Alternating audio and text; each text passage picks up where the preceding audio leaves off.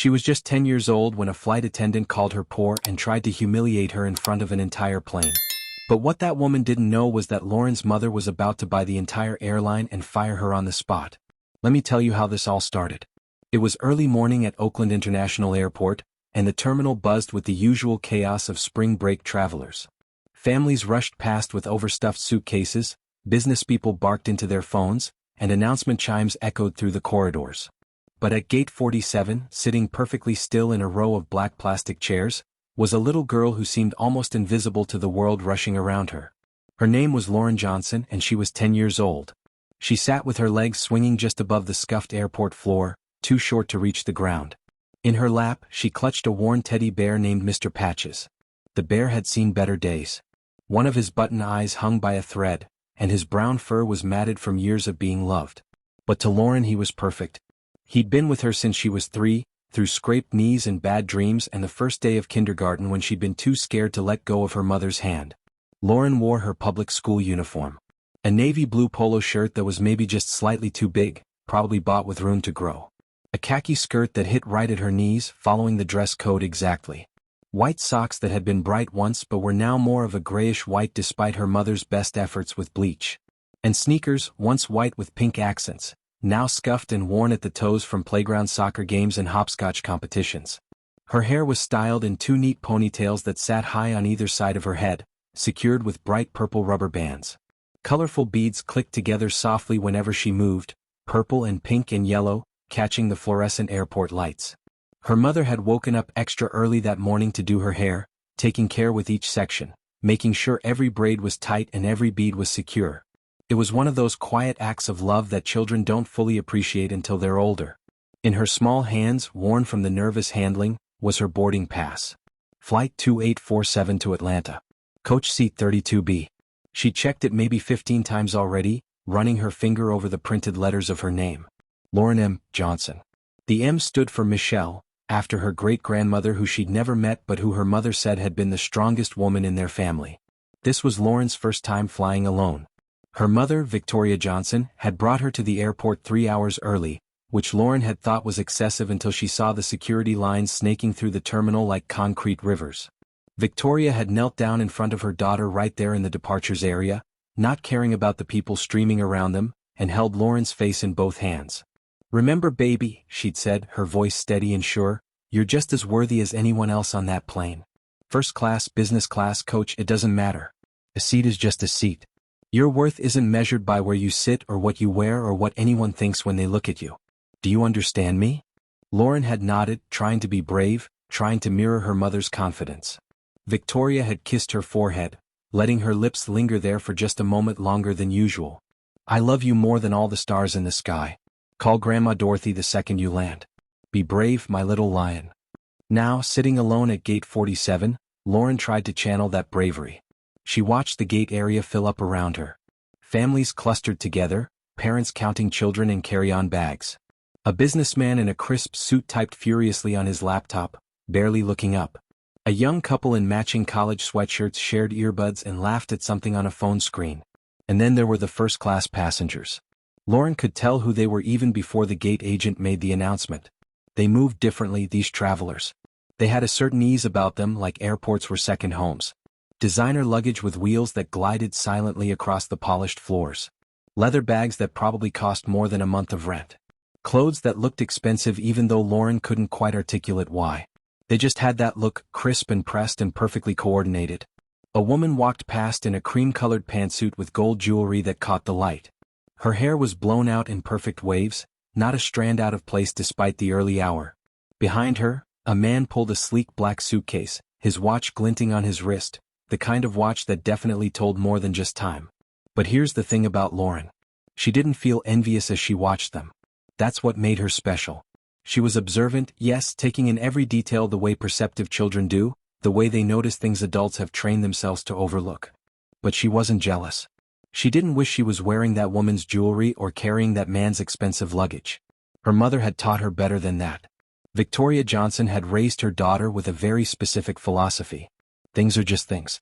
Possessions don't define people. What matters is character, kindness, integrity. You can be rich and miserable or poor and joyful and everything in between. Money might buy comfort, but it doesn't buy worth. And every single person, regardless of what they own or where they sit or how they look, deserves to be treated with dignity and respect. Lauren believed that with her whole heart. At 10 years old, she genuinely believed that the world worked that way, or at least that it should. She had no idea that in just a few hours, that belief was going to be challenged in a way that would change her life forever. The gate agent's voice crackled over the intercom. "Good morning, passengers. We'll now begin boarding flight 2847 to Atlanta. We'd like to welcome our first-class passengers and anyone needing extra time or traveling with small children." Lauren watched as the first-class passengers lined up, their boarding passes ready, their faces calm. No rushing, no stress. They knew they had time. They always had time. Then came the call for zones 2 and 3, then 4 and 5. Finally, "We're now welcoming all remaining passengers to board." Lauren stood up, clutching Mr. Patches a little tighter. She smoothed down her khaki skirt and adjusted her small backpack. It was a basic backpack, nothing fancy, black with a single front pocket. The left strap had been repaired with duct tape where it had torn last semester. Lauren had covered the tape with stickers, turning the repair into decoration. Little rainbows and smiley faces, and one that said "Girl Power" in glittery letters. She got in line behind a family with 3 kids who were already arguing about who got the window seat. The father was trying to manage luggage while the mother dealt with a crying baby. Chaos on all sides. But Lauren stood quietly, patiently, the way her mother had taught her. "Wait your turn. Be respectful. Don't cause trouble." As the line inched forward, Lauren felt a flutter of excitement in her chest. Her first solo flight. She was going to see Grandma Dorothy, who made the best peach cobbler in the entire world and who let Lauren stay up late watching old movies and who never, ever made her eat vegetables if she didn't want to. Spring break with Grandma was going to be perfect. The automatic door at the jet bridge whooshed open and cool air rushed out. Lauren could see the plane now, massive and white, waiting to carry her across the country. She'd flown before, but always with her mother. This felt different. This felt grown up. She took a deep breath, squeezed Mr. Patches one more time for luck, and stepped forward into the jet bridge. She had no idea what was waiting for her on that plane. She had no idea that a woman named Candace Remington was about to try to break her spirit. And she definitely had no idea that her mother was about to turn the entire aviation industry upside down. But before we get to that, I need you to do something for me. If you want to see how Lauren's mother handles this situation and what happens when you underestimate the wrong family, hit that subscribe button right now. Because what's coming next is going to blow your mind. Now let me ask you something. Have you ever been judged by what you were wearing or how you looked? Have you ever had someone treat you differently because they assumed they knew your story? Drop your answer in the comments below, because Lauren's story is about to get a whole lot more intense, and something tells me a lot of you are going to relate to what happens next. Lauren stepped through the aircraft door, and the first thing that hit her was the smell. That particular airplane smell, a mix of recycled air, cleaning products, and something she couldn't quite name, but that meant adventure. The flight attendants at the entrance greeted passengers with practiced smiles, their uniforms crisp and navy blue with red accents, their hair perfectly styled. Lauren smiled back shyly and started down the aisle, her backpack bumping gently against her hip with each step. The plane was divided into 2 worlds, and the line between them was razor sharp. First class stretched out in the front, wide leather seats that looked more like recliners, passengers already settled in with champagne glasses and hot towels. The overhead bins were spacious, the lighting was warm, and even the air seemed cleaner somehow. Then came the curtain, that thin fabric divider that might as well have been a brick wall, and beyond it, coach. Narrower seats packed closer together, overhead bins already stuffed to capacity, fluorescent lighting that made everyone look slightly tired. Standing right at that divider, positioned like a guardian at a gate, was a flight attendant named Candace Remington. Candace was in her mid-40s, and everything about her appearance was sharp. Sharp cheekbones. Sharp nose. Sharp eyes that seemed to calculate your worth in a single glance. Her blonde hair was pulled back into a bun so tight it looked painful, stretched so severely that it pulled at the corners of her eyes, giving her a permanently surprised expression. But there was nothing surprised about Candace.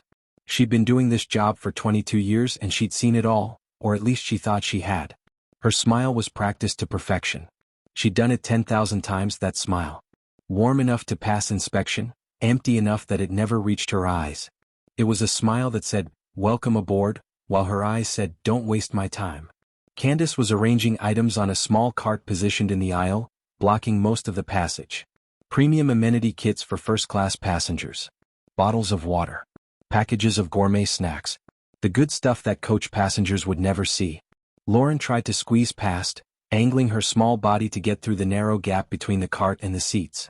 She was almost through when her backpack caught on the corner of the cart, jostling it slightly. A single bottle of water rolled maybe 2 inches. Candace's head snapped up. That practiced smile vanished like someone had flipped a switch. In its place was something cold, something hard.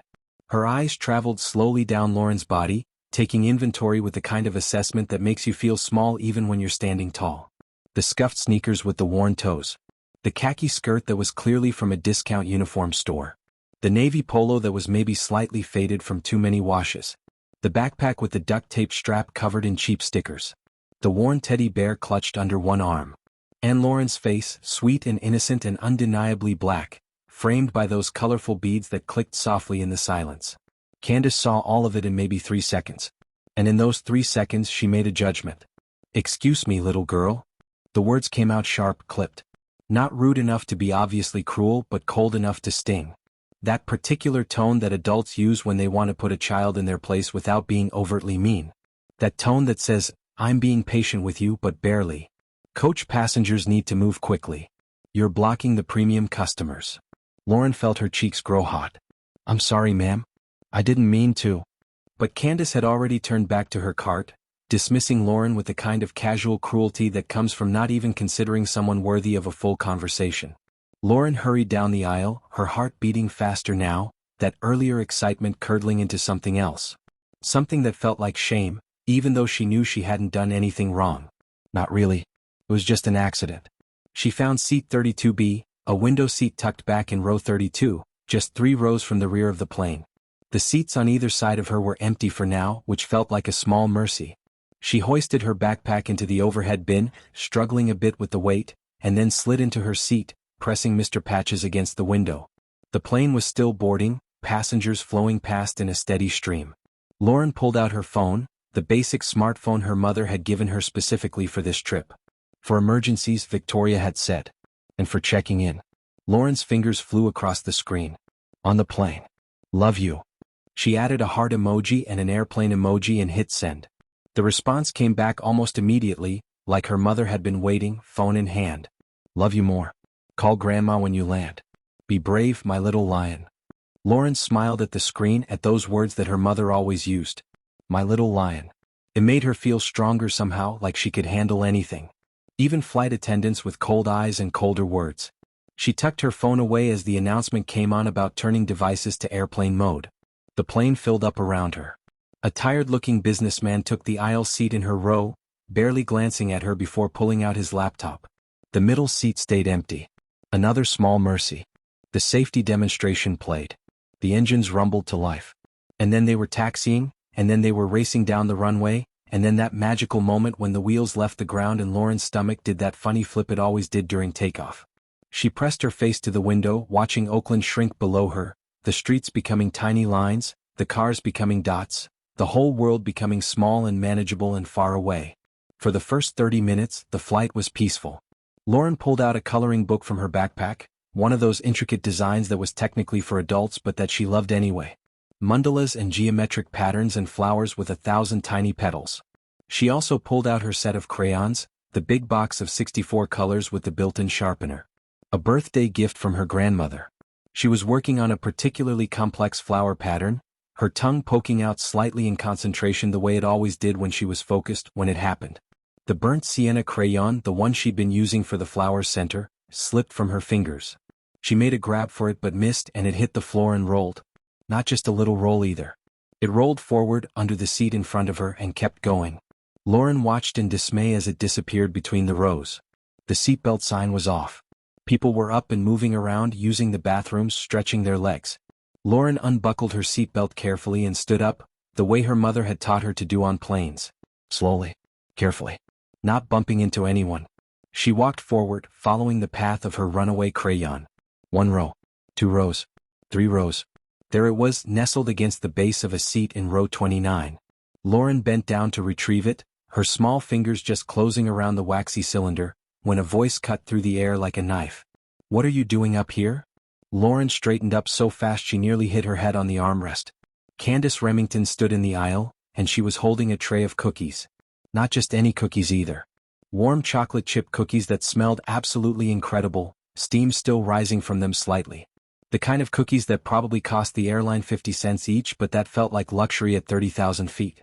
I dropped my crayon, ma'am, Lauren said, holding it up as evidence. I'm just getting it. Candace's eyes narrowed. Coach passengers stay in coach. These aisles are for premium service. Lauren blinked, confused. But ma'am, the seatbelt sign is off. People are walking around. First-class passengers, Candace interrupted, her voice dropping to that low, dangerous tone that adults use when they're trying not to cause a scene but want to make absolutely sure you understand they're serious. First-class passengers can move freely. Coach passengers should remain in their section unless using the facilities. This wasn't true, of course. There was no such rule. Airlines don't restrict movement by ticket class when the seatbelt sign is off. But Candace said it with such authority, such absolute certainty, that Lauren didn't know how to argue. How do you argue with an adult who speaks with complete confidence? Especially when you're 10 years old and you've been taught to respect authority? Lauren felt her face burning again. I'm sorry. I didn't know. She hurried back to her seat, that crayon clutched in her fist so tightly it left a waxy residue on her palm. She slid back into 32B and tried to return to her coloring, but the joy had gone out of it. The colors seemed duller now. The patterns seemed less interesting. But sitting in first class in seat 3A, a woman had witnessed the entire exchange. Her name was Patricia Davenport, and she was 63 years old and worth approximately $40 million. Old money, the kind that came from real estate investments and family trusts and dividend portfolios. She wore a cream-colored cashmere sweater that probably cost more than most people's monthly rent, and pearls that were definitely real. Her silver hair was cut in a precise bob, and her manicure was flawless. Patricia had watched Candace speak to that little girl, and something about it had struck her as wrong. Not wrong enough to say something, not yet, but wrong enough to file away in her mind. Interesting, she thought. Very interesting. 15 minutes passed. 20. The plane hummed along at cruising altitude. Lauren had put away her coloring book and was looking out the window at the clouds below, thick and white like cotton, like she could walk on them if she tried. Then came the beverage service. Candace emerged from the galley pushing a cart laden with drinks and snacks. She moved through first class first, of course. Her voice was warm honey as she asked each passenger what they'd like. And for you, sir? Sparkling or still? Here's a warm cookie fresh from the oven. Would you care for the snack mix or the gourmet nuts? Then she crossed that invisible line into coach and something shifted. The warmth didn't disappear completely, that would be too obvious, but it dimmed. Like someone had turned down a dial. Her smile became tighter. Her voice became more mechanical. She worked her way down the aisle row by row. Drinks? Anything to drink? Would you like something? When she reached row 31, she served the passengers there efficiently. Coffee for the woman in the aisle seat. Tomato juice for the man by the window. Small bags of pretzels handed over with barely a glance. Then she reached row 32. What would you like, sweetheart? That word, sweetheart, dripped with condescension. It wasn't said with warmth. It was said the way you'd speak to a very small, very foolish child who you were barely tolerating. Lauren looked up from her window. Apple juice, please. Candace poured from a small can into a plastic cup, filling it maybe halfway. Not even 2/3 full. Just half. She handed it over without meeting Lauren's eyes. There you go. Snacks are $3 if you want any. Lauren took the cup, confused. She glanced across the aisle where a woman in row 32 on the other side had just received her drink. That woman's tray table was down, and on it sat a full cup of soda, a small bag of pretzels and 2 cookies. The same kind of cookies Candace had been delivering to first class earlier. The lady got snacks, Lauren said quietly, not accusing, just observing. Just trying to understand the rules of this game she didn't know she was playing. Candace leaned down, bringing her face closer to Lauren's level. To anyone watching from a distance it might have looked kind. Like a caring flight attendant making sure a young passenger was okay. But her words were ice. Premium snacks are complimentary in certain sections. If you want extras you need to pay. Does your family have $3? The question hung in the air like poison. Does your family have $3? Not, would you like to purchase snacks? Not, snacks are available for $3 if you're interested. But does your family have $3? Said with just enough emphasis on the word family, to make it clear what Candace really meant. Can people like you afford $3? Lauren felt something crack inside her chest. It wasn't quite her heart breaking. She was too young to articulate it that way. But it was something. Some small piece of her innocence, some small piece of her belief that adults were fair and kind and treated everyone the same. Her face burned with shame that she shouldn't have felt. Shame that wasn't hers to carry but that Candace had placed on her shoulders as easily as draping a coat. "Yes, ma'am," Lauren whispered. She reached into her backpack with shaking hands and pulled out her small wallet, a purple thing with a unicorn on it that she'd gotten for Christmas 2 years ago. Inside was a $5 bill, wrinkled and soft from being folded and unfolded many times. Her grandmother had sent it in a birthday card 3 months ago with a note that said, "Buy yourself something sweet." Lauren handed it over. Candace took it, gave her a small bag of pretzels, the regular size, the kind that probably cost the airline 30 cents, and handed back $2 in change. Singles, both worn and soft. "There you go, honey. Maybe next time your parents can afford better seats." And then she moved on. Just like that. Rolled her cart to the next row, her voice brightening artificially as she asked the passengers there what they'd like to drink. Lauren sat frozen, that bag of pretzels in her lap, those $2 clutched in her fist. She didn't open the pretzels. She couldn't. Her throat felt too tight. Her eyes were stinging and she absolutely could not cry. Not here. Not in front of all these people. She turned to face the window, pressing her forehead against the cool plastic, and tried to breathe slowly. In through her nose. Out through her mouth. The way her mom had taught her when she felt overwhelmed. An hour passed. The plane flew on through clear blue sky. Lauren needed to use the bathroom. She'd needed to go for a while actually, but she'd been putting it off. Trying to wait. But 10-year-old bladders can only hold so much and eventually, need overrides embarrassment. Lauren unbuckled her seatbelt and stood up. The coach bathroom was at the very back of the plane, just 3 rows behind her. She could see it from her seat. She could also see the line. 3 people stood waiting, shifting their weight from foot to foot in that universal, "I really need to pee" dance. An elderly man. A young woman bouncing a fussy baby. A teenage boy with headphones still on. Lauren joined the line and waited. And waited. The bathroom door remained closed, the occupied sign glowing red. Minutes ticked by. 5 minutes. 7 minutes. The elderly man in front of her was tapping his foot, clearly impatient. Lauren glanced forward, down the length of the plane toward first class. She could just barely see the bathroom up there, the one behind the divider curtain. And there was no line. None at all. She remembered Candace's warning about coach passengers staying in coach. But she also really needed to go. And it was just a bathroom. How could using a bathroom be wrong? Lauren made a decision. She stepped out of line and walked forward, moving quickly, hoping nobody would notice or care. Past the rows of coach seats. Past families and business travelers and people sleeping with neck pillows. Past that curtain divider into first class where the seats were bigger and the passengers fewer. The first class bathroom door was right there, unoccupied, the vacant sign glowing green like a beacon.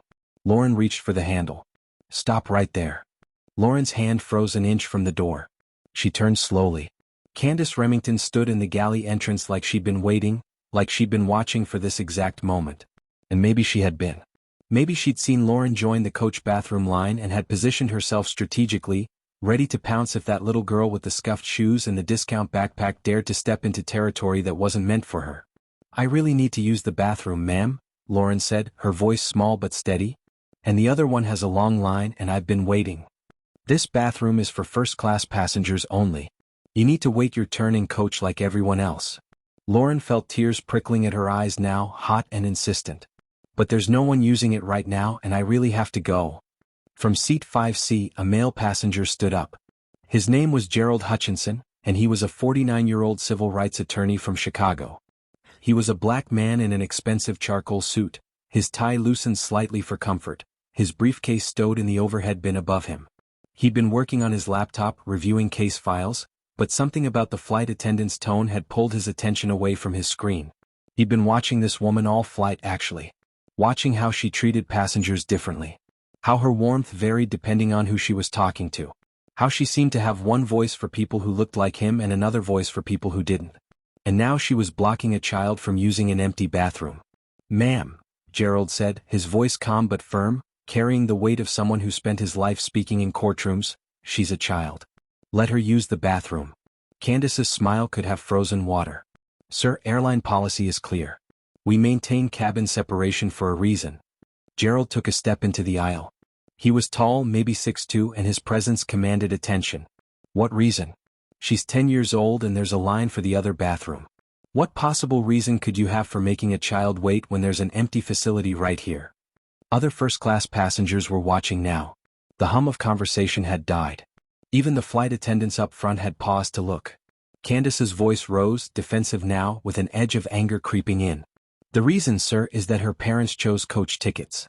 If they can't afford first class, she follows coach rules. The words echoed through the cabin. Sure. Clear. Damning. If they can't afford first class. The cabin went absolutely silent. You could have heard a pin drop. Even the engine noise seemed to fade into the background. Patricia Davenport, still in her seat, set down her magazine. Her eyes were wide. She was definitely paying attention now. Lauren's eyes filled with tears that she could no longer hold back. Her voice came out shaky, breaking on the words. My mom can afford it. She just said it doesn't matter where you sit. Candace actually scoffed. A short, dismissive sound that made it clear exactly what she thought of that statement. Clearly it matters, sweetie. Now return to your seat before I have to call the captain. That was a threat. Not even thinly veiled. A direct threat to a 10-year-old child whose only crime was needing to use an empty bathroom. Gerald pulled his phone from his pocket, his movements deliberate and calm. He held it up, camera pointed directly at Candace. I'm recording this. What's your name? Candace's eyes flashed with anger, but she lifted her chin defiantly. Candace Remington. And you can record whatever you like, sir. I'm following company policy. Atlantic Skyways policy clearly states. There is no such policy, Gerald interrupted, his voice cutting through her justification like a blade. I fly 70 times a year. There is no policy that restricts bathroom use by ticket class. You're making this up because you've decided this child doesn't belong in first class. And we both know why. The implication hung heavy in the recycled air. Candace's face flushed red. I don't know what you're insinuating, but I will not be spoken to this way by passengers. I am doing my job. But Lauren didn't hear the rest. She couldn't. The tears were streaming down her face now, hot and humiliating. The beads in her hair clicked together as she shook her head, trying to clear her vision. Her chest felt tight. Her stomach hurt. And more than anything, she just wanted her mother. She turned and ran. Not walked. Ran. Back through first class, past the staring passengers, past the curtain divider, down the aisle through coach. Past her own seat in row 32, all the way to the back where the coach bathroom line had finally cleared. She burst into the tiny bathroom and locked the door, and that's when she let herself really cry. Great gasping sobs that shook her whole body. She pressed her hands over her mouth to muffle the sound, but in a space that small, there was nowhere for the sound to go. It echoed off the metal walls and the plastic fixtures.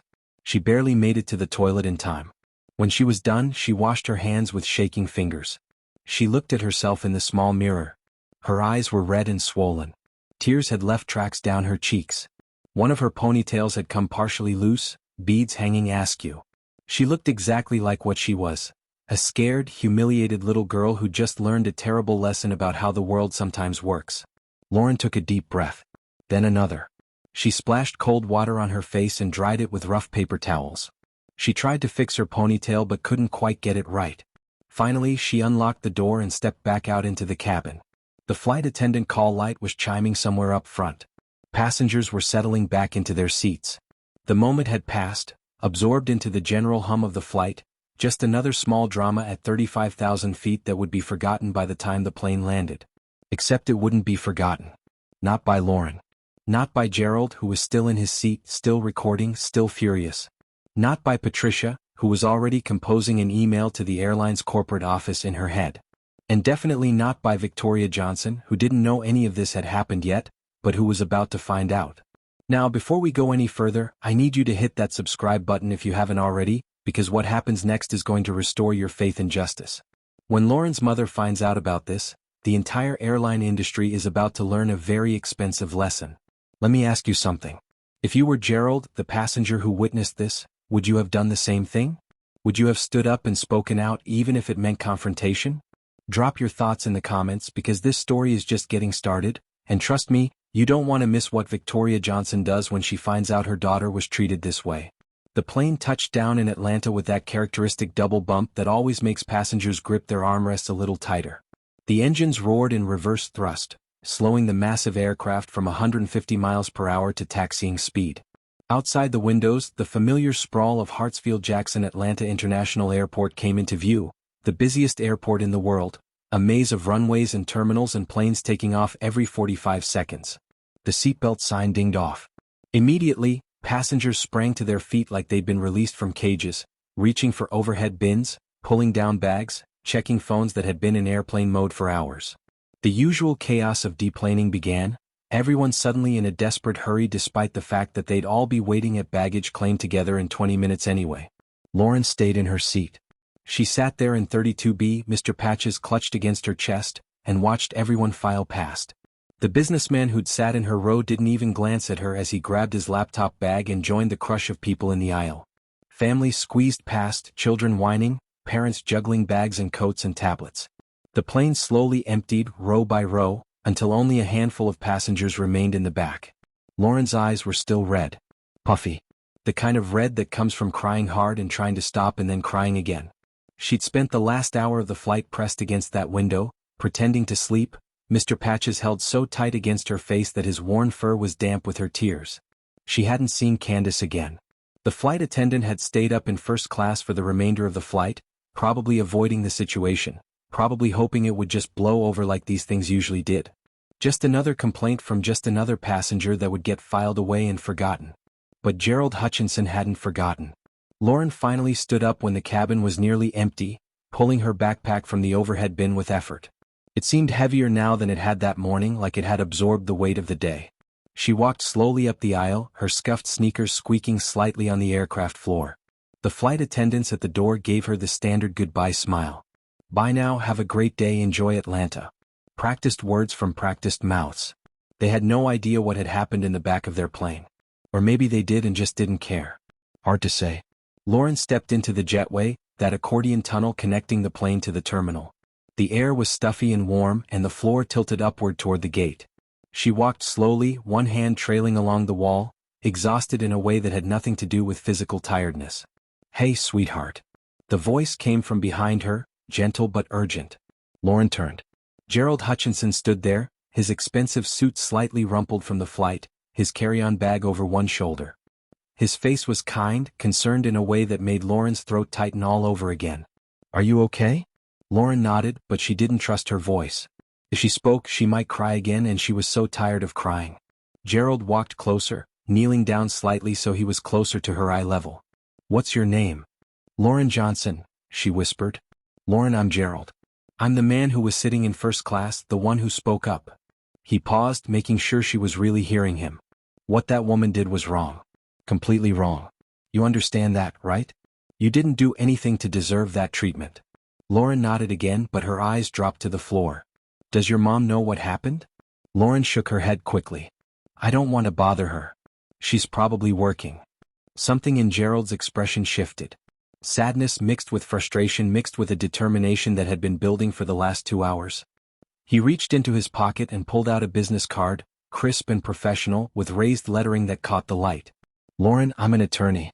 I handle cases like this, cases where people are treated unfairly because of who they are or what they look like or what someone assumes about them. He pressed the card into her hand. If your mom wants to file a complaint, have her call me. I have video of what happened. That flight attendant should be ashamed of herself, and the airline should know exactly what kind of person they have representing them. Lauren took the card, staring at the words printed there. Gerald Hutchinson, Esquire. Hutchinson and Associates. Civil Rights Law. A Chicago address and phone number. Thank you, she managed to say. You're welcome, sweetheart. And Lauren? You were braver than most adults I know. Don't let anyone ever make you feel small. He stood up, gave her one more kind smile and continued up the jetway toward the terminal. Lauren watched him go, then looked down at the card in her hand. She folded it carefully and tucked it into her backpack's front pocket, the one with the zipper that still worked. Then she continued walking, up through the jetway into the terminal, following the signs toward baggage claim. Hartsfield-Jackson was massive, a city unto itself. Lauren followed the crowd, riding escalators down to the arrivals level, past shops and restaurants and newsstands. The airport hummed with activity, thousands of people coming and going, reunions and goodbyes happening every second. At baggage claim for her flight, Lauren scanned the crowd of waiting people. And then she saw her. Grandma Dorothy Hayes stood near the carousel, impossible to miss. She was 67 years old, a solid woman with warm brown skin and silver hair styled in soft curls under a magnificent church hat. Baby blue with a small brim and a spray of feathers on one side. She wore it even though it was a Tuesday afternoon, even though there was no church service within miles. Dorothy believed that a lady could wear a hat whenever she pleased, and that was that. Her face lit up when she spotted Lauren. "Baby girl?" She opened her arms wide and Lauren ran. She dropped her backpack right there on the airport floor and ran straight into her grandmother's embrace. Dorothy smelled like she always did, like cocoa butter and peppermint candies and home.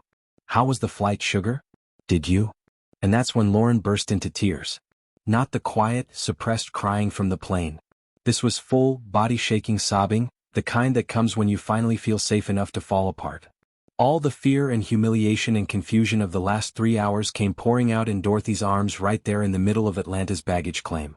Dorothy's expression changed instantly, shifting from joy to alarm to a hard, protective anger that only grandmothers can achieve.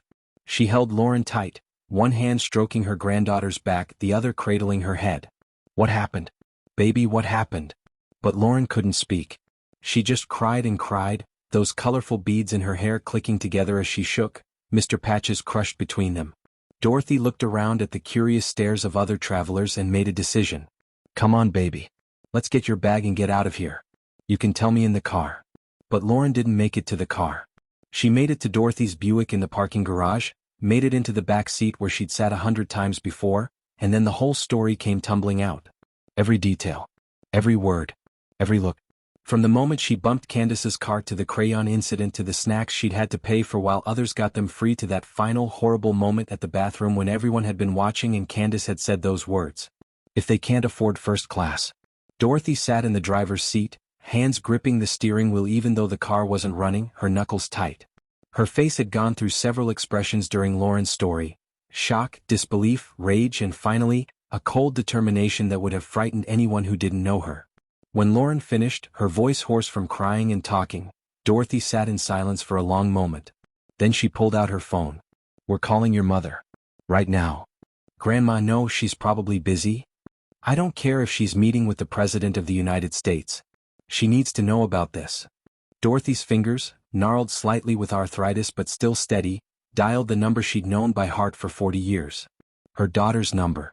Victoria's number. It rang once. Twice. Victoria Johnson answered on the second ring, her voice bright and warm. "Hey Mama. Did Lauren make it okay? Is she?" "Victoria." Dorothy's voice cut through the pleasantries like scissors through paper. "We need to talk." There was a pause on the other end. Victoria knew that tone. That was the tone her mother used when something was seriously wrong. "What happened? Is Lauren hurt?" "Not physically. But baby, someone hurt your child today. Someone hurt her bad." In Oakland, California, 3 time zones away, Victoria Johnson stood up from her desk so fast her chair rolled backward and hit the wall. She was in her home office, a modest but tidy space with bookshelves full of business texts and framed photos of Lauren at various ages. She'd been working on quarterly projections for one of her companies, numbers glowing on her laptop screen. She was wearing a simple white blouse and jeans, her locks pulled back in a low ponytail. Comfortable. Casual. Nothing about her appearance suggested wealth. But Victoria Johnson was not poor. Not even close. She'd built her fortune quietly, deliberately, over 15 years. Tech investments that had paid off spectacularly. A software company she'd started in her garage that she'd sold for $100 million. Strategic acquisitions of smaller firms. Real estate holdings in Oakland and San Francisco. A private equity portfolio that would make most venture capitalists weep with envy. Forbes estimated her net worth at $1.8 billion, though Victoria thought that was probably low. She didn't correct them. She'd grown up with nothing. Absolutely nothing. Her mother, Dorothy, had raised her alone, working 3 jobs to keep them fed and housed. Victoria had worn second-hand clothes and eaten government cheese and knew what it felt like to be looked at like you didn't matter. She'd sworn when Lauren was born that her daughter would never know that feeling. She'd provided everything Lauren needed, but she'd been careful. Careful not to spoil her. Careful not to raise a child who thought money made you better than anyone else. They lived in a nice but not ostentatious house. Lauren went to public school. They flew coach more often than first class because Victoria believed her daughter needed to understand that a seat was just a seat. But right now, listening to her mother's voice tight with barely controlled rage, Victoria was questioning every single one of those decisions. Tell me what happened, she said, her voice deadly calm. Dorothy explained. Every detail that Lauren had told her, she relayed to Victoria. The card incident. The crayon. The snacks Lauren had to pay for. The bathroom. The words Candace had said, especially those final, damning words. If they can't afford first class. The line went very, very quiet. Dorothy knew that quiet. That was the quiet before the storm. That was the quiet that meant Victoria was thinking, calculating, planning. Put Lauren on, Victoria said finally, her voice so controlled it was almost scary. Dorothy handed the phone to Lauren, who took it with shaking hands. Mama? Baby. Victoria's voice cracked slightly just for a second before she pulled it back together. Baby, I'm so sorry that happened to you. It's okay, Mama? Lauren's voice was small, tired. You taught me people are people no matter where they sit. That's right. That's exactly right. Victoria closed her eyes, one hand pressed against her forehead. But baby, let me teach you something else. Sometimes people need to learn that lesson the hard way.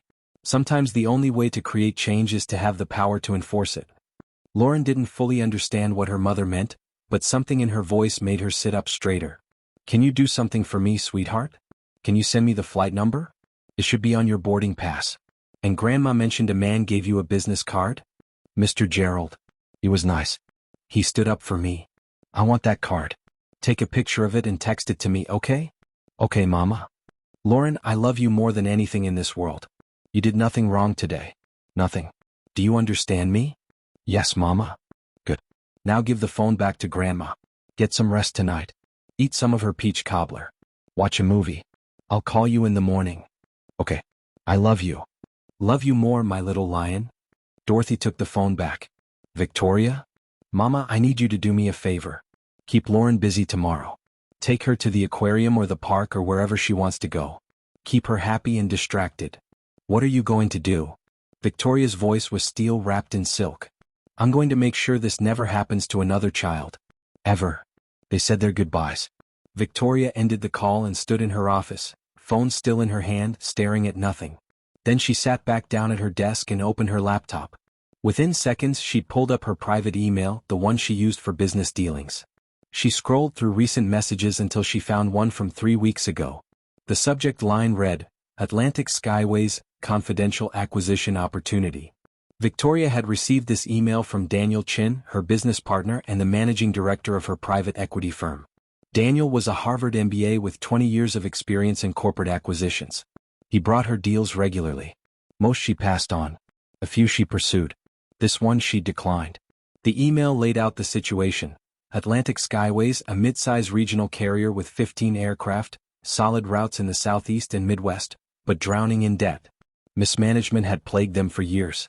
Their CEO was incompetent, their board was divided, and they were bleeding money. Industry analysts gave them 6 months before bankruptcy. Market value was estimated at $340 million, but Daniel thought they could acquire it for less given the desperate situation. Victoria had written back, not interested. Commercial airlines aren't my focus. Too many variables, too much regulation, margins too thin.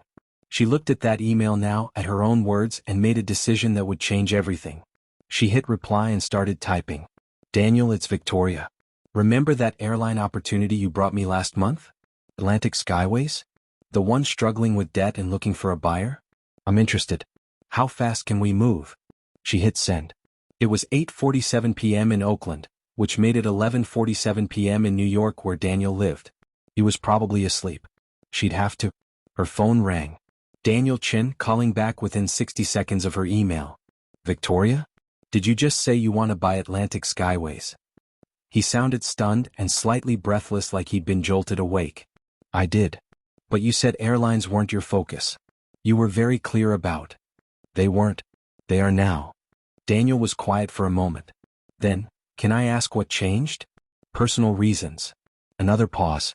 Daniel had worked with Victoria long enough to know when to press and when to accept her decisions at face value. Okay. How fast do we need to move? Fast. I want a preliminary offer drafted by tomorrow, full offer by the end of the week, and closing within 30 days if possible. Daniel whistled low. That's aggressive, Victoria. Even for you. Acquisition due diligence alone usually takes. I don't care. Hire more people if you need to. I want this done. It's going to cost us. They're desperate, but they know their routes are valuable. I don't think they'll go below market value. Then we go above it. Offer them $380 million, all cash. She heard Daniel's sharp intake of breath. Victoria, that's $40 million over estimated value. We'd be overpaying significantly. I know what we'd be doing. $380 all cash, fast closing. That will get their attention. It will get everyone's attention. This is going to make waves in the industry. Good. Let it. Daniel was quiet again, but she could hear him typing, probably already pulling up files, making notes. Okay. I'll start the paperwork tonight. But Victoria, I need to know if there are any special conditions you want attached to the offer. Victoria smiled, but it wasn't a pleasant smile. It was the smile of someone who just decided to move a mountain and knew exactly how to do it. Yes. One condition. Closing must include full operational review and staffing assessment. I want access to all employee files, all complaint records, all internal communications. Everything. That's unusual but not impossible. I can work it into the terms. Anything else? That's it for now. Get started, Daniel. I want updates every 6 hours. You'll have them. Victoria? Yes. Whatever personal reason you have for this, I hope it's worth $40 million. Victoria looked at the text message that had just come through on her phone. Lauren had sent the photo of Gerald's business card and the flight number. Flight 2847. Atlantic Skyways. It is, she said quietly. It absolutely is. She made 3 more calls that night. The first was to her financial advisor, Richard Pack, waking him up in San Francisco. Richard, I need you to liquidate some positions. I'm making a major acquisition, all cash, $380 million. I need the funds available within 2 weeks. Richard, to his credit, didn't even question it. Which positions do you want me to sell? Your discretion. Whatever moves fastest with minimal tax impact. And Richard? No press releases. I want this quiet until it closes. Understood. The second call was to her legal team, headed by Susan Matthews, the best corporate attorney in California. Susan, Daniel is going to send you paperwork within the hour. An airline acquisition. I need you and your team on this 24/7 until it closes. An airline? Victoria, that's outside your usual. I know. Can you handle it? Of course. What's the timeline? 30 days to closing. Susan laughed, then realized Victoria wasn't joking. You're serious. Completely. Then I'd better get my team on this now. This is going to be interesting. The third call was to Martin Foster, the CEO of her private equity firm. Martin was 70, semi-retired, more of an advisor than an active participant anymore. But he'd known Victoria since she was 25 and starting her first company. He'd been one of her first investors, and he understood her better than almost anyone. Victoria, it's nearly midnight. What's wrong? Nothing's wrong, Martin. I'm buying an airline. Silence. Then, I beg your pardon? Atlantic Skyways. Commercial carrier, 15 aircraft, southeast routes. We're offering $380 all cash. Victoria, that's insane. Airlines are terrible investments. The margins are. I know the margins, Martin. I know the risks. I'm doing it anyway. Why? Victoria looked at that photo of Gerald's business card on her phone. At the flight number. At the text message Lauren had sent after the photo. I love you, Mama. Because someone hurt my daughter, Martin. And I'm going to make sure it never happens again. Martin was quiet for a long time. When he spoke again, his voice was softer. What do you need from me? Board approval. This is going to be controversial. Some of our investors won't understand. Let me worry about the board. You just closed this deal. Thank you, Martin. Victoria? Whatever you're planning, I hope you're ready for the attention this is going to bring. You've stayed under the radar for years. This is going to put you in the spotlight. I know. I don't care anymore. By midnight, Victoria sat surrounded by open documents on her laptop screen. Financial reports for Atlantic Skyways showing 3 consecutive years of losses. SEC filings. Fleet information. Route maps. Employee counts. Union contracts. Every piece of information Daniel had sent her, she absorbed. Atlantic Skyways employed 2,300 people. They operated 15 Boeing 737s, flying primarily out of hubs in Atlanta, Charlotte, and Dallas. They had decent routes but terrible management and a reputation for poor customer service. Online reviews were brutal. Complaints about rude staff, delays, lost baggage, and general dysfunction. But Victoria saw potential. More than that, she saw purpose. By 1 a.m., Daniel had sent the preliminary offer. Victoria reviewed every word, made notes in the margins, sent it back with revisions. By 2 a.m., her financial advisor had confirmed he could liquidate the necessary positions with minimal market impact. By 3 a.m., Susan's legal team had reviewed the offer and sent back their recommendations. Victoria sat in her home office, the only light coming from her laptop screen and a small desk lamp. Outside her window, Oakland slept. The streets were quiet. The world was still. But Victoria was building something. She pulled up a blank document and started typing. Not a business plan. Not a financial projection. A mission statement. Atlantic Skyways will be the first airline in America where every passenger, regardless of ticket class, race, economic status, or appearance, will be treated with dignity and respect. We will train our staff not just in safety procedures and customer service, but in empathy, cultural competence, and the fundamental truth that every person who boards our aircraft deserves kindness. We will implement zero-tolerance policies for discrimination of any kind. And we will prove that treating people well is not just morally right, but good business. She read it over twice, then saved it. Then she opened a new email to Daniel. When we close this deal, I want every employee file flagged with complaint histories. Prioritize flight attendants. I want to know who's been reported, how many times, and what actions were taken. I especially want to know who's been reported multiple times with no consequences. She hit send. Then she opened one more email, this one to Gerald Hutchinson. Lauren had sent her his contact information. Victoria typed carefully. Mr. Hutchinson, you don't know me, but you helped my daughter today on flight 2847. Her name is Lauren Johnson. She's 10 years old. I understand you witnessed what happened and that you have video footage. I would very much like to speak with you. This is my personal cell number. Please call me at your earliest convenience. Sincerely, Victoria Johnson. Sent. Victoria leaned back in her chair and closed her eyes for just a moment. Her daughter had been humiliated. Had been judged by her appearance. Had been told she didn't belong. Had learned a lesson that no 10-year-old should have to learn, that the world isn't always fair, that people judge you by things that don't matter. But Lauren was about to learn another lesson. That her mother would move heaven and earth to protect her. That money isn't about buying things, it's about having the power to create change. That sometimes justice is slow, but it's coming. Victoria opened her eyes and looked at the time, 3:47 a.m. In 30 days she would own an airline. And Candace Remington had no idea that her life was about to change forever. If you want to see what happens when Victoria Johnson takes control of Atlantic Skyways, when she walks into that airline's headquarters with the power to fire anyone she wants, you need to subscribe right now. Because the confrontation that's coming is going to be absolutely epic, and I promise you don't want to miss a single second of it. Let me ask you this. If you had the money and power to buy an entire company just to fire one person who wronged your child, would you do it? Is Victoria going too far, or is this exactly the kind of justice the world needs? Drop your thoughts in the comments because we're about to see how this all plays out. 3 weeks. That's how long it took Victoria Johnson to buy an entire airline. Most corporate acquisitions take months, sometimes years. There's due diligence, board meetings, regulatory approval, financing arrangements, negotiations that drag on through countless conference calls and revised offers. The average timeline for acquiring a company the size of Atlantic Skyways would be 6 to 9 months minimum. Victoria did it in 21 days. She had the money. She had the motivation. And she had a team of lawyers and financial advisors who understood that when Victoria Johnson said she wanted something done fast, you worked around the clock to make it happen. Daniel Chin later told colleagues he'd never seen anyone move with such focused intensity. Victoria reviewed every document personally, sometimes at 3 in the morning, sending back notes and questions and approvals.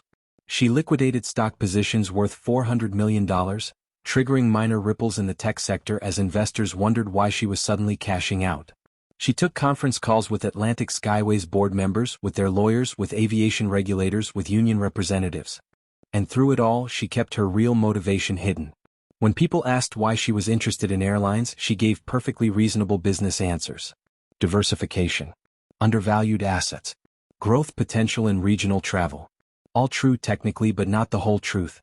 The whole truth was sitting in Atlanta eating peach cobbler with her grandmother, still having nightmares about a flight attendant's cold voice saying, if they can't afford first class. Now, on a gray Thursday morning in Chicago, Victoria Johnson sat in the executive conference room on the 14th floor of Atlantic Skyways corporate headquarters, and she was about to become the owner of an airline. The room was all glass and steel and expensive furniture that was meant to project success even as the company bled money. Floor-to-ceiling windows overlooked downtown Chicago, the skyline stretching out in all directions. A conference table that could seat 20 people dominated the space, its surface polished to a mirror's shine. On one side of that table sat Raymond Fletcher, the current CEO of Atlantic Skyways, flanked by his legal team and two board members who looked like they hadn't slept in days. Fletcher was 58 years old with gray hair that had probably been distinguished-looking once but now just looked tired. His suit was expensive but rumpled. His tie was loose. He had the appearance of a man watching his ship sink and grateful that someone was throwing him a life raft, even if it meant abandoning command. On the other side sat Victoria Johnson and her team. Victoria wore a tailored navy suit that fit her perfectly, custom-made by a designer in San Francisco who specialized in powerful women who wanted to look elegant without being ostentatious. Pearl earrings, simple but real. Her locks were styled in an intricate updo that had taken her stylist an hour to perfect. She wore minimal makeup, just enough to look polished. Her nails were manicured in a neutral color. Everything about her appearance said billionaire, but in a quiet way. She didn't need to shout her wealth. It was simply there in every detail, understated but unmistakable. But despite the power suit and the pearls and the team of lawyers in $1,000 suits flanking her, Victoria's manner remained warm. She smiled when appropriate. Said please and thank you. Made eye contact. Treated everyone in the room with respect, from Fletcher himself down to the paralegal who brought in coffee. Because that's who Victoria was. Money hadn't changed her fundamental nature. She could sit in a boardroom closing a $400 million deal in the morning and help Lauren with her homework in the evening and be exactly the same person in both contexts. Fletcher cleared his throat, the sound loud in the quiet room. Ms. Johnson, your offer is? He paused, seeming to search for words. Extraordinarily generous. It was. Everyone in the room knew it. $380 million for a company worth $340 million on a good day, and Atlantic Skyways hadn't had a good day in years. Victoria was overpaying by $40 million and she was doing it deliberately. May I ask, Fletcher continued carefully, what prompted your interest in Atlantic Skyways? Your background is in technology. This is quite a departure from your usual investments. Victoria smiled slightly, the kind of smile that gave nothing away.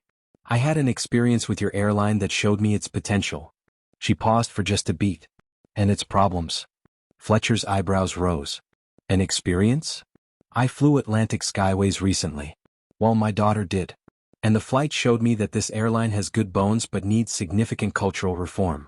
I believe I can provide that. It was all true. Just not the complete picture. But Fletcher wasn't in a position to dig deeper, and he knew it. His company was drowning. Victoria was offering him a rescue he couldn't refuse.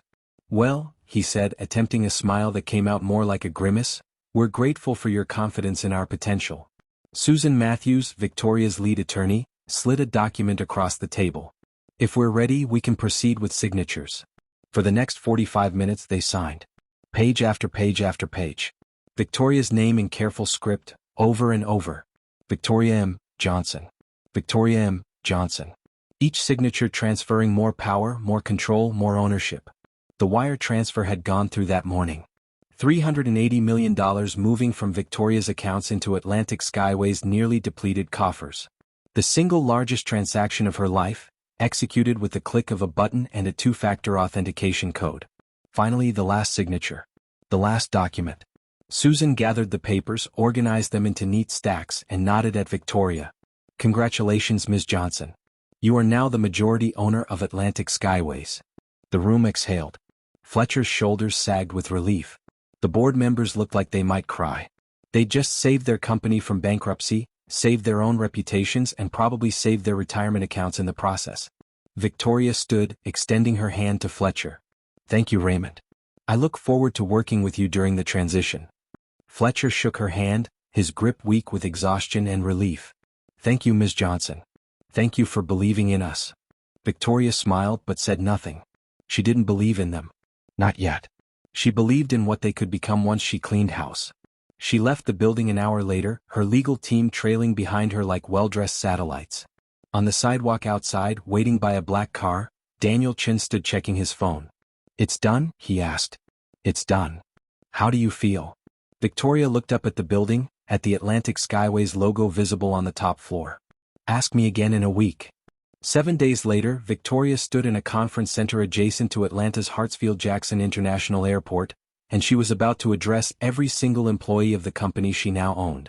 The room was massive, designed for conventions and large corporate events. Rows of chairs stretched back toward the rear exits, hundreds of them, and nearly everyone was filled. Employees from all over the Atlantic Skyways network had been flown in for this mandatory all-staff meeting. Flight attendants, pilots, gate agents, baggage handlers, mechanics, administrative staff, everyone. Those who couldn't attend in person were watching via live video feed at hubs in Charlotte, Dallas, and 3 smaller cities.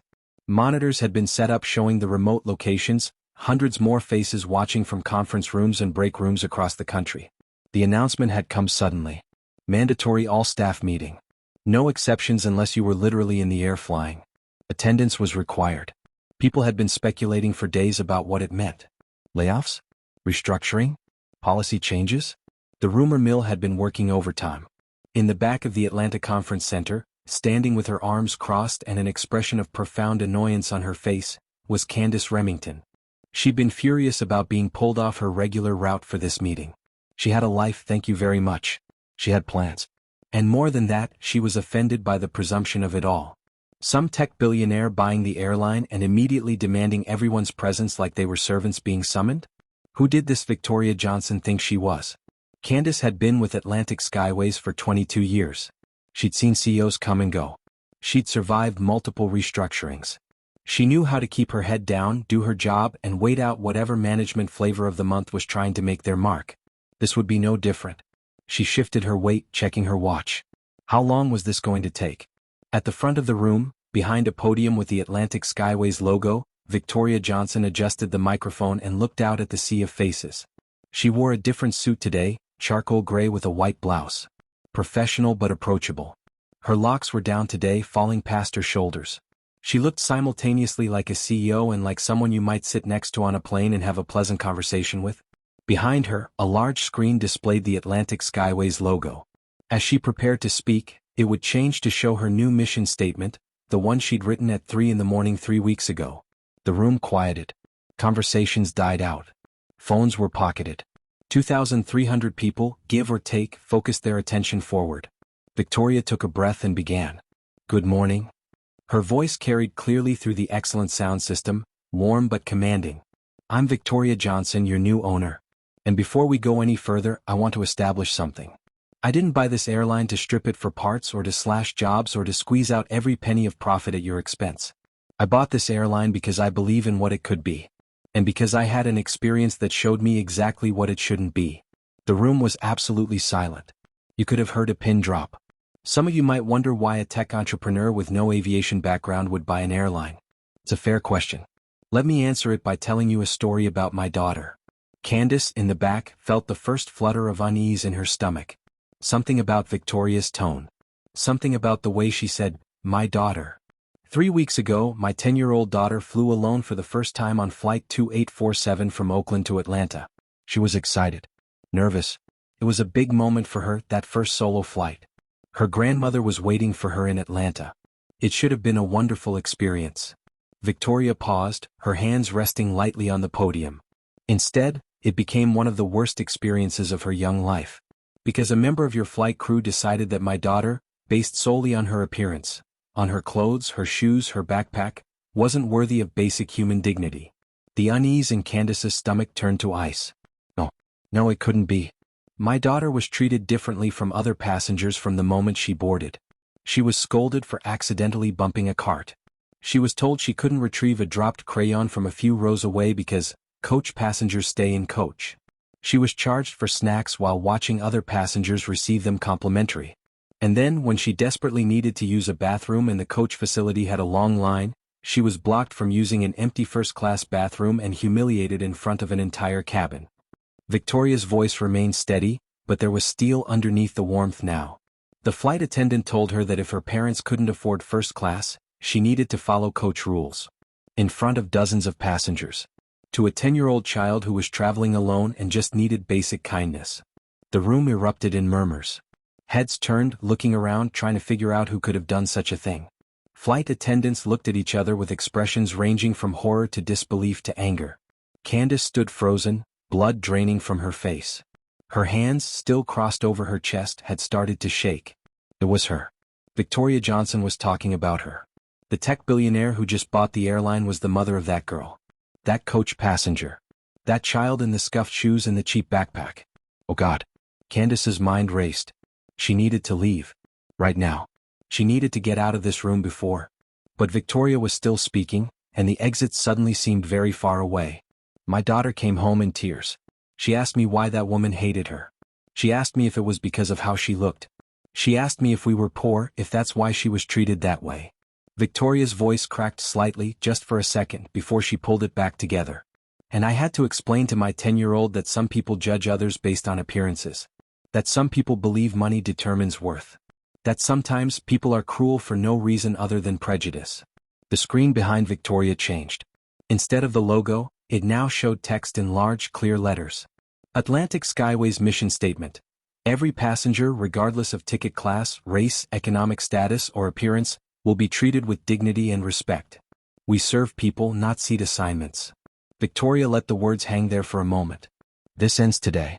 Effective immediately, we are implementing new policies. All passengers, regardless of class, will be treated with equal respect. The artificial barriers between first class and coach, the attitudes, the condescension, the judgment, those end now. You will treat a coach passenger with the same warmth and care as a first-class passenger. Because a human being is a human being, and their worth isn't measured by their ticket price.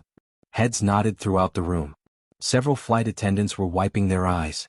One pilot in the third row was nodding vigorously, his jaw set.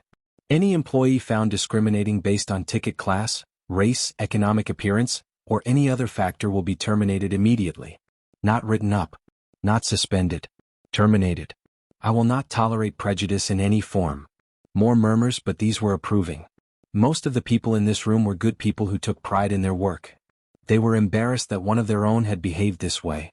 They wanted accountability. Victoria took a breath. Now, I'd like to address the specific employee involved. Candace's heart stopped. Candace Remington, please come to the front. The room erupted. Head swiveled. People looked around, searching for the name. Those who knew Candace looked toward the back where she stood, and the crowd began to part like the Red Sea. Candace stood frozen. She couldn't move. Her legs wouldn't work. Her brain was screaming at her to run, to leave, to do anything but walk to that podium, but she was paralyzed. Ms. Remington, Victoria repeated, her voice calm but firm. Please. Somehow, Candace's legs started moving. It felt like walking to an execution. Every eye in the room was on her. Hundreds of her colleagues watching. Judging. Some with expressions of disgust. Some with shock. A few with pity.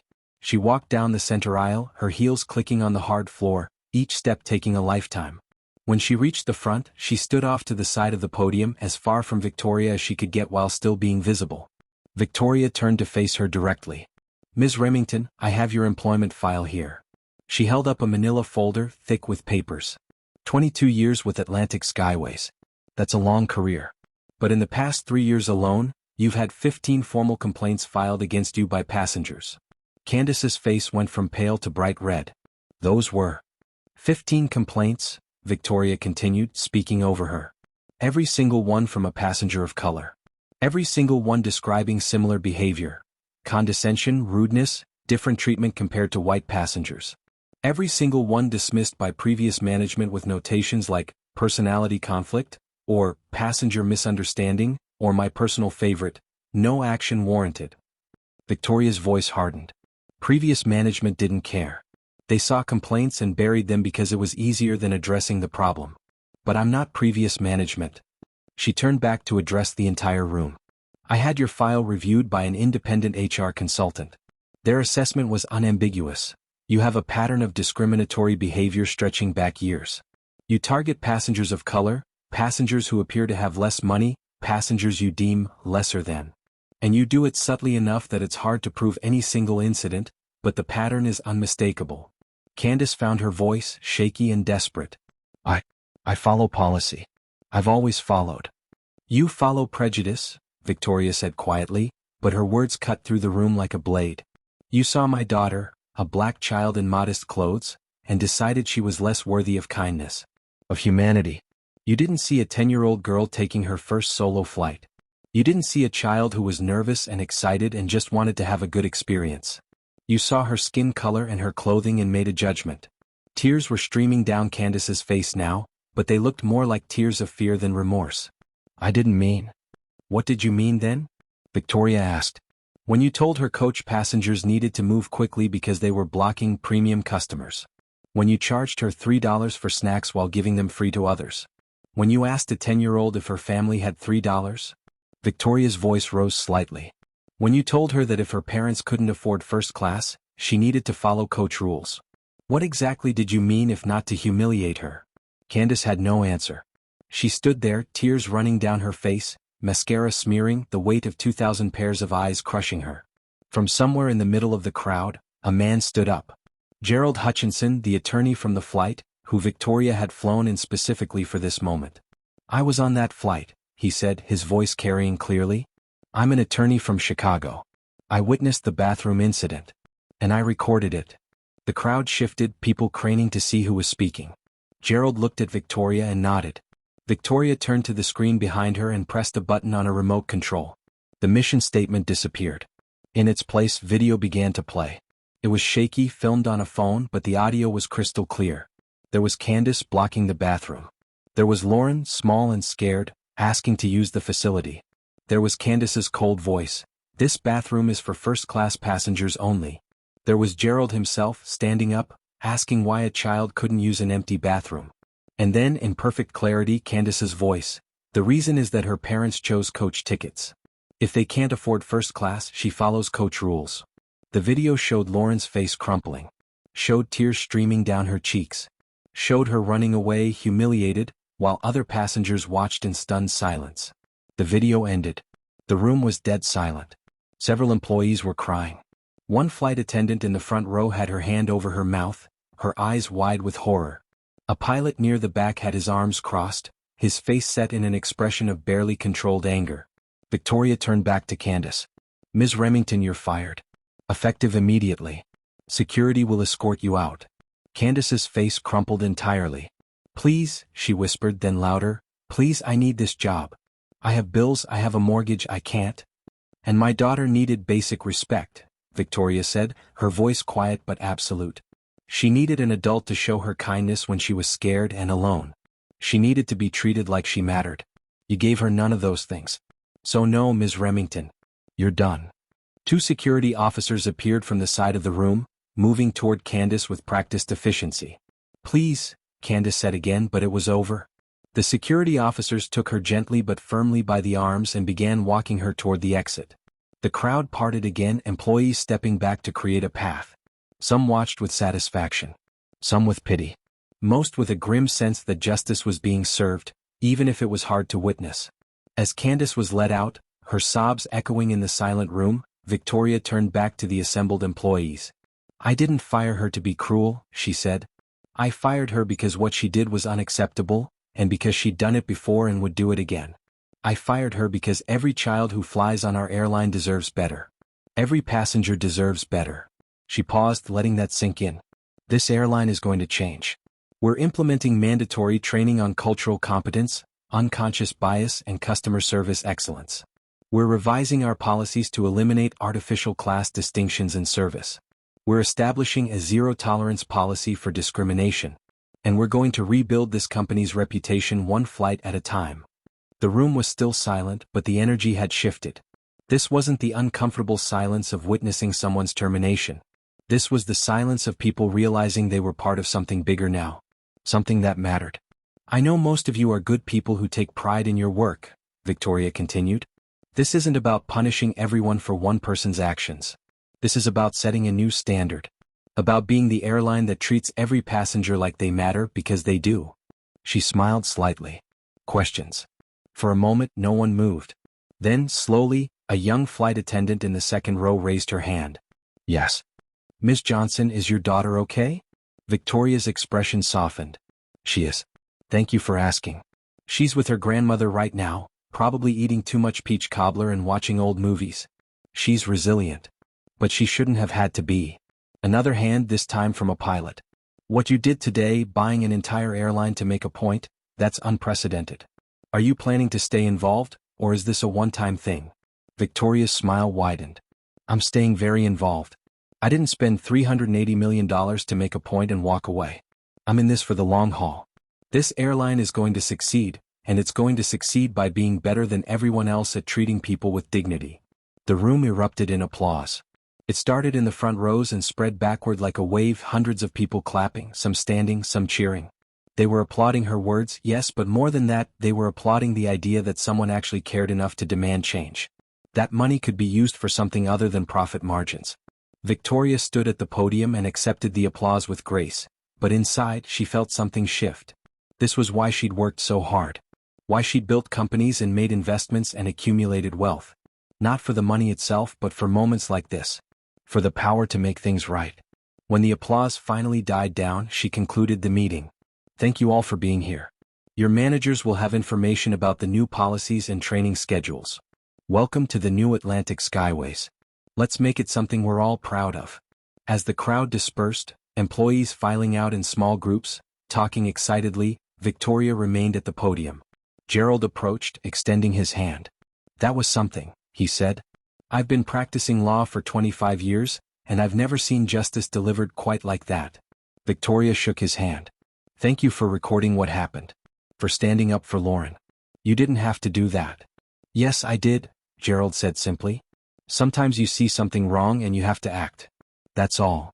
They stood together for a moment, watching the room empty. What happens to Candace now? Gerald asked. Victoria's expression was neutral. That's up to her. She'll have to find another job. Hopefully she'll learn something from this. But that's not my concern anymore. And Lauren? Victoria's expression softened. She's coming to visit next week. I'm going to fly her here first class, and she's going to meet the crew that will treat her the way she should have been treated the first time. She needs to see that her mother didn't just get someone fired. She created real change. Gerald nodded. You're a good mother. I'm trying to be. After Gerald left, Victoria stood alone in the conference center for a few more minutes. Outside, Atlanta stretched out under a cloudy sky. Planes took off and landed in the distance, tiny from here, carrying people to reunions and business meetings and vacations and funerals and first days and last days. And now, one of those airlines belonged to her. Victoria pulled out her phone and dialed. It rang 3 times before a young voice answered. Mama? Hey baby. How are you doing? Good. Grandma and I made cookies. Can I tell you about them? Victoria smiled, feeling tears prick at her eyes. I would love to hear about them. Tell me everything. And as Lauren launched into an excited description of chocolate chip cookies with too much sugar and not enough flour that had somehow turned out perfect anyway, Victoria walked toward the exit, toward her car, toward whatever came next. She'd bought an airline. She'd fired the woman who'd hurt her daughter. She'd set new policies that would protect thousands of future passengers. But right now, the most important thing was listening to her daughter talk about cookies. And that, Victoria thought, was exactly as it should be. If you've made it this far, you absolutely need to subscribe right now because we're about to wrap up this incredible story with the resolution that will show you exactly what happens when Lauren flies Atlantic Skyways again, and how one mother's love literally changed an entire industry. Hit that subscribe button because you're not going to want to miss the ending. Let me ask you something. Do you think Victoria went too far, or was this exactly the kind of accountability we need to see more of in the world? Was firing Candace publicly the right move, or should it have been handled differently? Drop your thoughts in the comments because I want to know what you think about how this all went down. 3 months have passed since that boardroom confrontation that shook Atlantic Skyways to its core. And now we find ourselves back where it all began. Oakland International Airport, Gate 23, the same route that changed everything. Oakland to Atlanta. But Lauren Johnson isn't walking through that jetway with fear anymore. She's walking with her mother, Victoria, and this time, there's something different in the air. Something has fundamentally shifted. As they step onto the aircraft, the first thing you notice is that while the physical layout remains, first class still exists, coach is still in the back. Something intangible has transformed. The atmosphere feels lighter, warmer. The flight attendants greet every single passenger with genuine smiles, eye contact, words that actually mean something. No one is invisible here. Not anymore. And then comes a moment that brings tears to Victoria's eyes. The new lead flight attendant, Simone Cooper, a black woman in her 30s with kind eyes and an authentic smile, spots Lauren and does something extraordinary. She kneels down, bringing herself to Lauren's eye level, and speaks directly to this child who sparked a revolution. You must be Lauren, Simone says warmly. Your mom told me about you. Welcome aboard.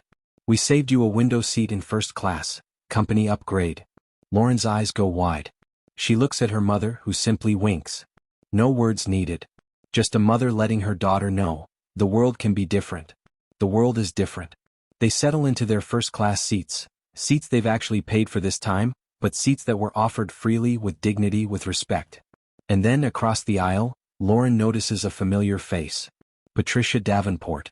The wealthy white woman who sat in first class that day. The woman who witnessed everything. The woman who said nothing. "Excuse me," Patricia says, her voice soft but deliberate.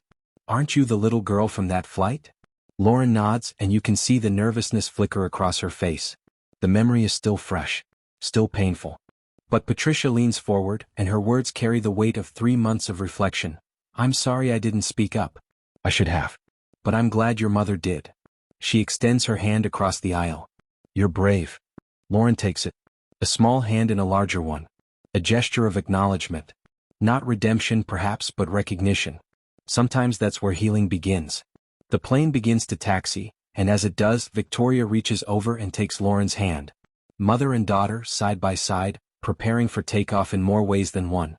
"Mama," Lauren asks, her voice filled with the kind of wonder only children possess, "did you really buy an airline just because of me?" Victoria squeezes her daughter's hand and looks into those eyes, eyes that have seen too much hurt for someone so young, but eyes that are also learning what power looks like, what justice feels like. "Baby," Victoria says, her voice steady and sure, "I bought an airline because of every child who's ever been made to feel small. You were just the reminder I needed that money isn't about comfort, it's about making sure no one else gets hurt the way you were."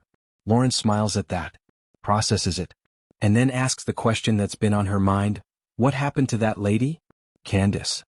Victoria's expression shifts, not to satisfaction, not to vindication, but to something more complex. Something wiser. "She's looking for work. I hope she learns something. But baby, this isn't about revenge. It's about change. And oh, what change it has been." The screen would show you Atlantic Skyways' new mandatory training program, the one Victoria implemented across every department. Dignity in flight, every passenger matters. 3 days of intensive training. Unconscious bias education. Real consequences for discrimination. A complete cultural overhaul from the top down. Before we go any further, if this story is moving you, if you believe that change is possible when good people refuse to stay silent, hit that subscribe button. Because these are the stories that need to be told. These are the moments that remind us what courage looks like. The camera would pan across the cabin now. If this were a film, you'd see it all. Families of every background. Business travelers in suits and in casual wear. Elderly passengers being assisted with genuine care. Children laughing. People of every race, every economic background, every walk of life, all being treated with the exact same level of respect and dignity. This is what an airline looks like when a mother's love refuses to accept injustice as the status quo. Victoria's voice, reflective and powerful, fills the space. Sometimes the biggest changes start with the smallest injustices. And sometimes a mother's love can move mountains. Or in this case, by them. Lauren's eyes grow heavy as the plane climbs.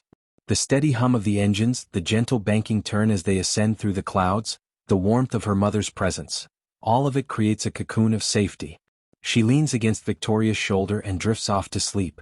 And as we watch this child sleep peacefully at 30,000 feet, we realize what we're really witnessing. This isn't just about an airline. This isn't just about one incident on one flight. This is about what happens when someone with resources decides that those resources must be used for something larger than themselves. This is about a mother who could have accepted an apology, taken a settlement, moved on with her life. But instead she said, "Not good enough. Not for my daughter. Not for anyone's daughter. Not for any child who will ever step onto a plane and wonder if they belong there." The plane continues its ascent, breaking through the clouds into brilliant sunshine. Below, the world grows smaller. But up here, in this cabin, humanity has somehow grown larger. Because Atlantic Skyways isn't just the airline where Lauren was humiliated anymore. It's the airline where a mother's fierce love translated into institutional change. It's the airline that proved that when people with power choose to wield it with conscience, entire industries can shift. Here's what happened after that boardroom meeting. Atlantic Skyways became the most inclusive airline in America. Not through press releases or empty corporate statements, but through actual policy changes. Real training.